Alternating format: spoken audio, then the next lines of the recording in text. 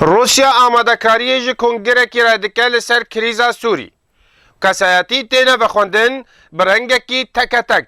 Tinîşan tunene ku guftûgû li ser barkirina Beşar li Esed û rejîma wî were kirin.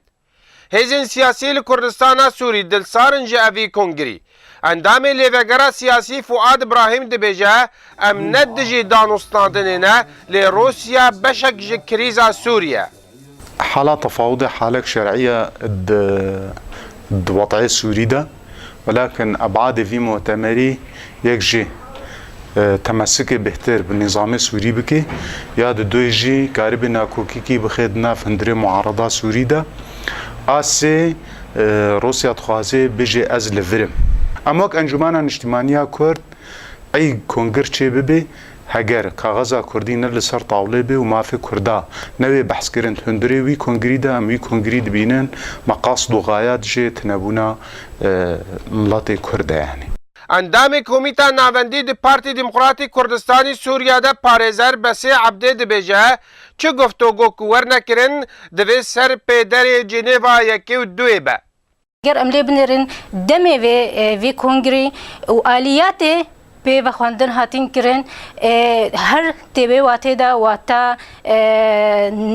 نەچارەسەریە ji ber ku dema tekane bixwandina xelkê tê kirin bi sîfetê wayî şexsî wek keenu îtilafê nake ew îtilafa heta wek vî demî hêj mumessilê şerعî wî wehîde yê miletê Sûrî û îtiraf dewlê pê hatiye kirin û ser wî esasî kongrê Cenêvê yekem û du jî li ser hatiye ava kirin û ew e bingehê levhatin li ser hatî kirin ji ber ku pêşerojê de çareserî bê dîtin.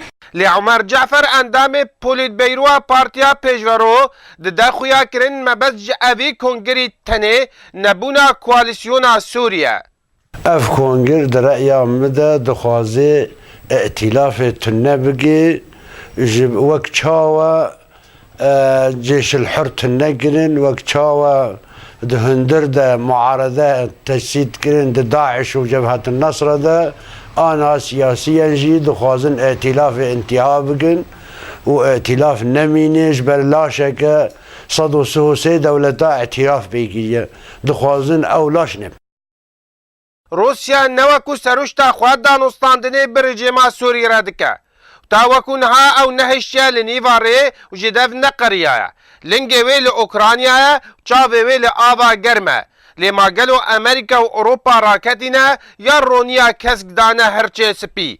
Dîsa milletê bindest yê bibin qelena va levhatinên bercewendiyên navdewletî. Ji Dêrikê Ehmed Sofî Ark